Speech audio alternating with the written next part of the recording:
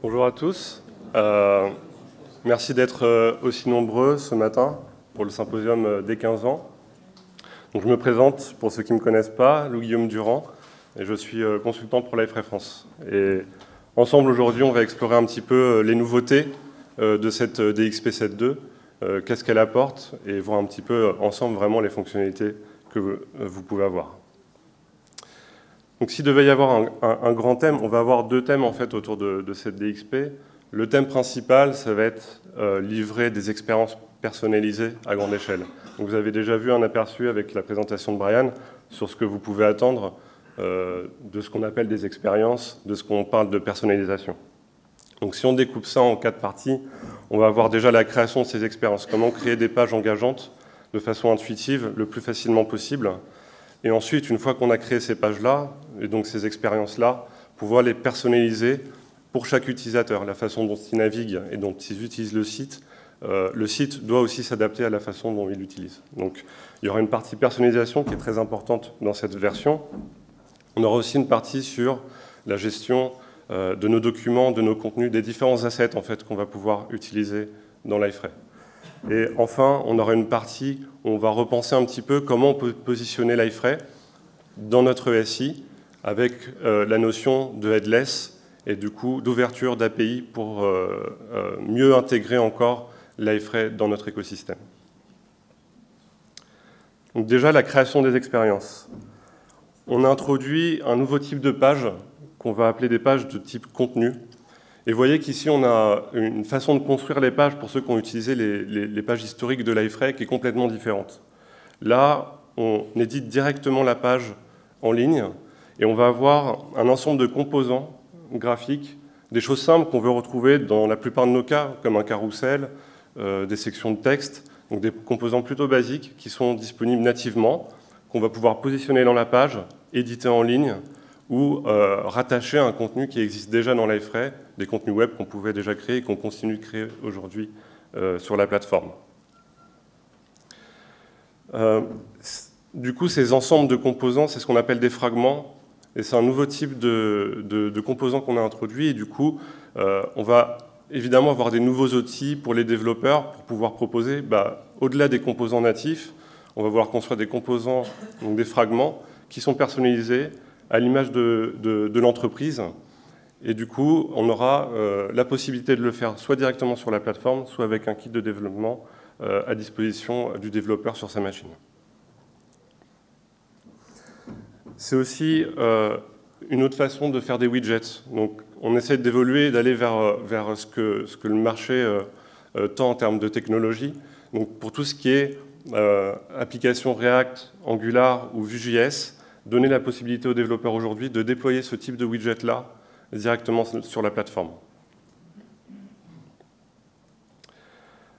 On a aussi dans cette notion d'expérience ce qu'on appelle des listes de contenu. Donc, un des widgets les plus populaires qu'on a sur la plateforme, c'est l'asset publisher, donc qui vous permet de lister une liste de contenu. Et cet asset publisher-là, vous allez le configurer pour dire je veux que tel type de structure, peut-être que telle catégorie, tel tag. Le problème, c'est de devoir le configurer sur chaque page ou chaque site. Et peut-être c'est la même configuration qu'on va vouloir réutiliser. Donc c'est ce que va vous permettre les listes de contenu, de faire une configuration qui va pouvoir être réutilisée partout. Et on verra dans la partie personnalisation d'aussi créer des variations. Dans la même idée, il y a, donc là c'est la page de création d'un web content. Vous voyez qu'elle a énormément évolué pour ceux qui ont déjà vu les anciennes versions. Ici, on essaie vraiment de se concentrer au maximum en fait, sur le contenu lui-même, sans être embrouillé par les métadonnées et les différentes propriétés qu'on peut avoir de notre contenu, qui aujourd'hui se trouvent à droite. Et là, on est dans des efforts, la continuité en fait, des efforts de notre équipe de design avec l'introduction de Lexicon qu'on a eu à partir de la 7.0, qui est le système de design Liferay. Donc ici, vous voyez qu'il y a une cohérence en fait, qui s'organise dans tout ce qui est back-office de Liferay. Également, toujours sur les contenus, la possibilité de prévisualiser le contenu. Donc on a vu juste avant, on avait seulement une liste de champs. Maintenant, c'est quand je contribue à ce contenu-là, à quoi il va ressembler sur la page à laquelle il est destiné. Donc c'est ce que va permettre la prévisualisation du contenu. Et évidemment, l'intérêt ici, c'est de pouvoir avoir cette prévisualisation sur un brouillon, et également quand vous avez activé le workflow et que votre contenu est en attente de validation. Et on a aussi, toujours sur le contenu, pour terminer là-dessus, non seulement on veut voir à quoi il va ressembler sur la page, mais surtout sur quelle page il a déjà été déployé. La problématique de quand on a déjà fait une contribution et qu'elle existe sur le site et qu'on doit la mettre à jour, c'est quel site, quelle page je vais impacter. Donc là, on va retrouver ici l'ensemble des pages, vous voyez, sur laquelle a été disposé notre contenu. Ensuite, le grand volet, c'est comment, à partir maintenant de ces expériences-là, ces différentes pages, ces listes de contenu que j'ai pu disposer au travers de ma plateforme, comment je peux les personnaliser. Donc, on avait un add-on avant qui s'appelait Audience Targeting, donc qui existait jusqu'en 7.1. Et là, il y a eu un virage important qui s'est effectué pour la 7.2, qui est de dire cette partie de personnalisation, en fait, ça fait partie entièrement de ce qu'on doit proposer dans DXP. Donc ça fait partie du corps de Liferay. Et du coup, on a complètement repensé cette personnalisation et on va utiliser ces nouvelles pages pour dire, au-delà de proposer des contenus différents par des segments utilisateurs qu'on aura créés grâce à Audience Targeting, dans Liferay maintenant, vous allez pouvoir personnaliser des pages en entier. D'accord ? Et vous allez pouvoir personnaliser aussi les listes de contenus que je vous ai montrées avant, et aussi dans la partie headless qu'on va voir vers la fin, on anticipe un petit peu ici, pouvoir récupérer ces segments-là par des API pour récupérer cette segmentation, cette personnalisation qu'on propose sur la plateforme, mais pouvoir la proposer sur d'autres applications qui ne sont pas du tout dans l'écosystème Liferay. Donc vous avez une façon de construire des segments. Déjà. Donc c'est un ensemble de critères qui sont basés sur des propriétés soit de l'utilisateur, soit de son organisation, soit des propriétés de session, dans le cas où on veut évidemment faire de la personnalisation sur les personnes qui sont anonymes, pour savoir la façon dont ils se comportent, même s'ils ne sont pas authentifiés, pour pouvoir proposer cette personnalisation. Donc on a un support aussi de tout ce qui est champ personnalisé, puisqu'on a parlé d'attributs de l'utilisateur. Je sais que beaucoup d'entre vous utilisent l'extension du modèle d'utilisateur parce que tous les champs ne sont pas présents par rapport à vos problématiques et à vos projets. Et on va pouvoir récupérer ces champs personnalisés directement là, en tant que critère de segmentation. Autre chose, ça va être la partie Analytics Cloud. Vous voyez que dans la copie d'écran en bas, en fait, on va avoir une colonne qui vous dit quelle est la source de ce segment-là. Donc là, on peut créer un segment depuis DXP. Mais l'outil d'analyse qu'on propose aujourd'hui, qui vous sera présenté plus tard, va permettre aussi de créer des segments qui se basent sur la façon de naviguer et qui sont beaucoup plus poussés que ce qu'on peut faire sur la plateforme elle-même, avec tout ce qui est intelligence artificielle et détection d'intérêt, et créer des segments par rapport à ça. Donc on peut récupérer ce segment depuis Analytics Cloud et puis l'utiliser dans DXP pour personnaliser la plateforme.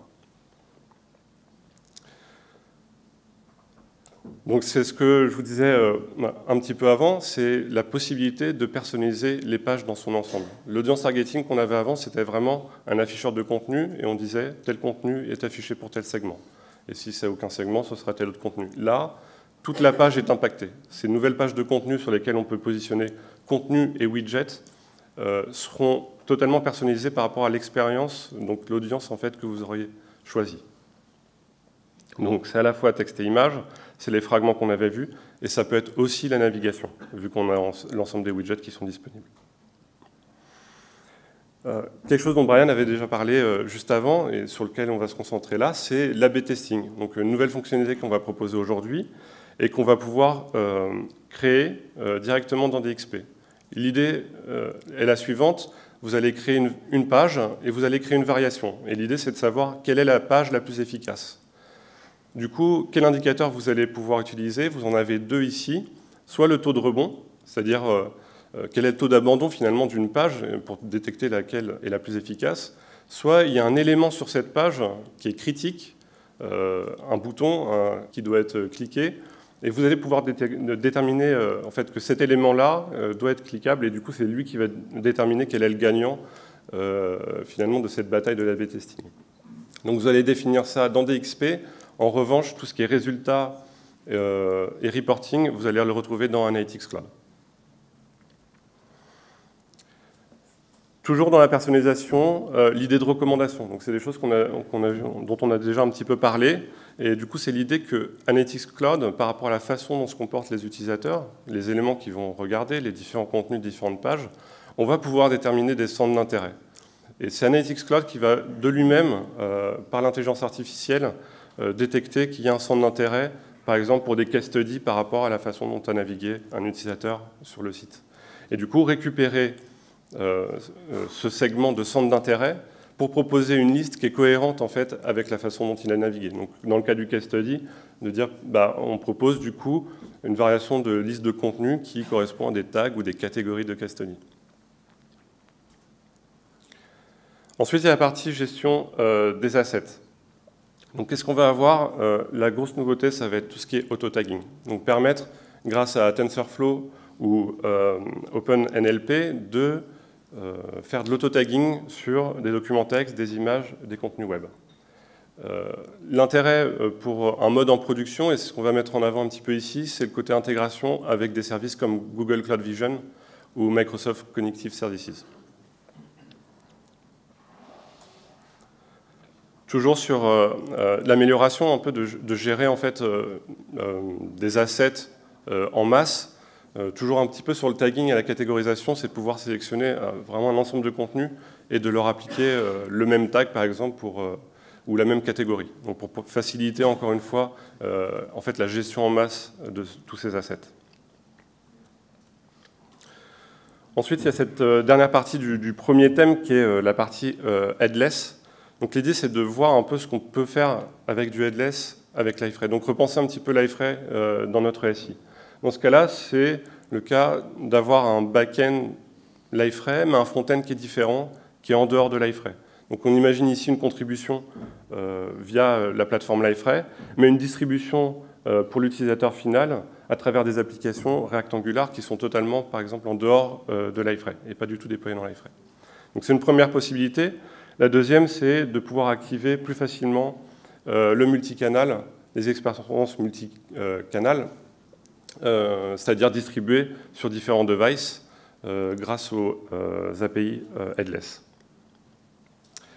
Et le dernier point, ici, c'est tout ce qui est intégration des données et administration de la plateforme. Donc hier, il y a eu une démonstration de ça par Talend avec Liferay Commerce.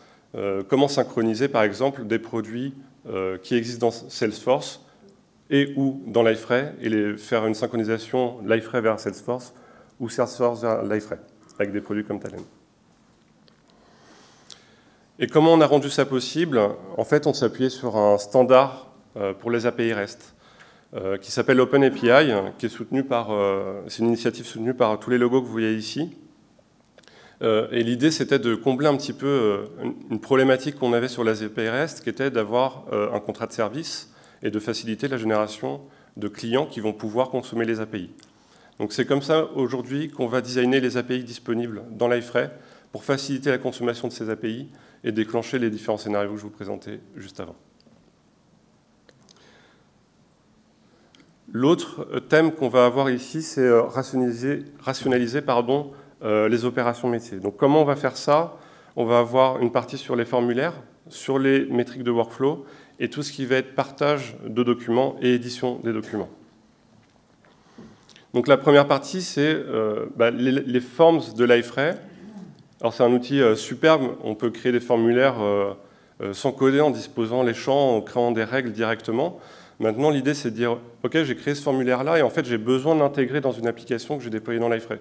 Donc je veux en fait bénéficier des deux mondes, la facilité de déployer un widget dans Liferay et la facilité de créer un forms dans Liferay et de marier les deux en quelque sorte. Donc là, c'est la possibilité de réutiliser ces formulaires dans vos widgets. Deuxième point, les workflows. Donc vous pouvez mettre en place des workflows, mais la problématique que vous aviez aujourd'hui, c'est l'absence finalement de statistiques sur ces workflows-là. Comment est-ce qu'ils sont efficaces? Comment je connais les points de blocage? Donc c'est ce qu'on vous propose aujourd'hui avec la version 7.2, c'est d'avoir des métriques qui vous permettent de trouver les goulets d'étranglement en fait sur les différents workflows que vous aurez appliqués sur les différents assets de Liferay.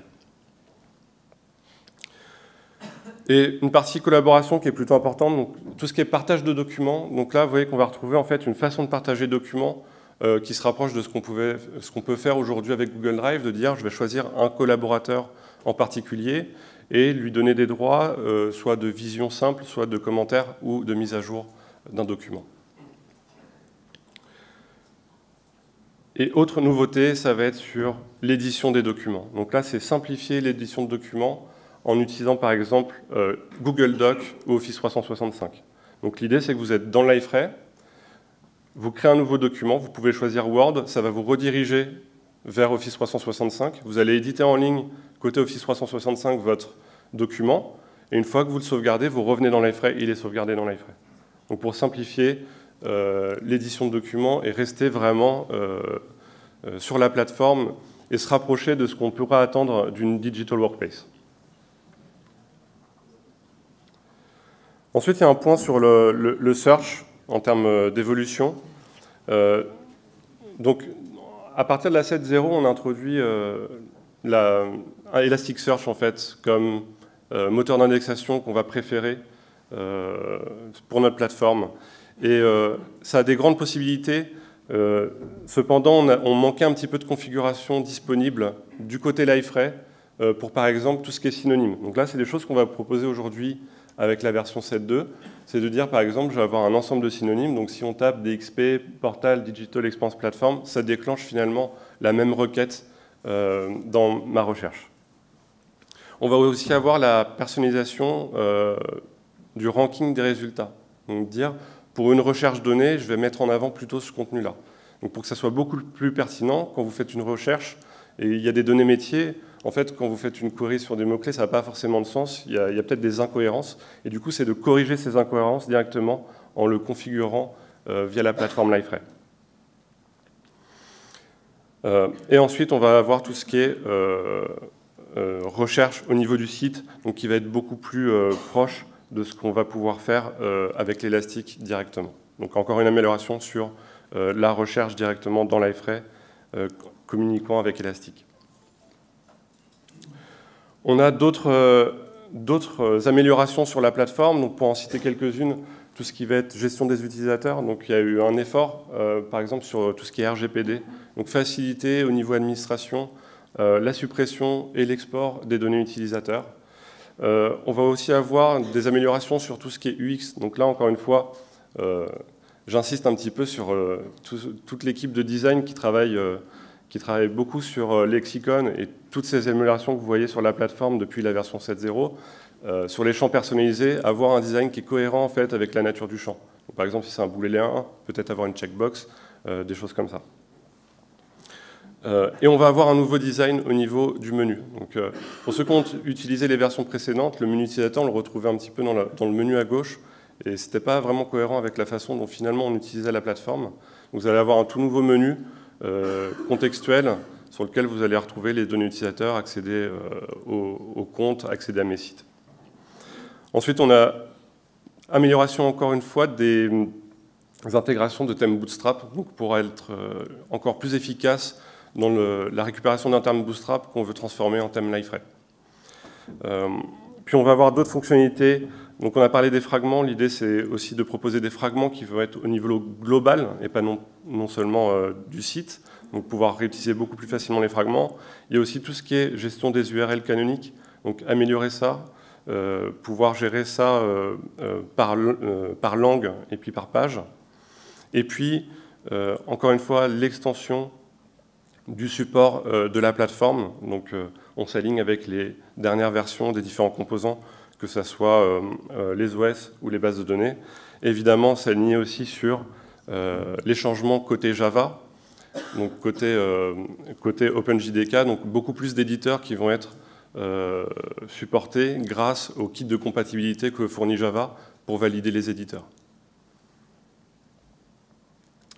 Donc, voyez, c'est l'ensemble de ce que je voulais vous montrer pour la 7.2. C'est riche en nouveautés. Vous voyez déjà qu'il y a quelques points d'intégration avec les nouveaux produits.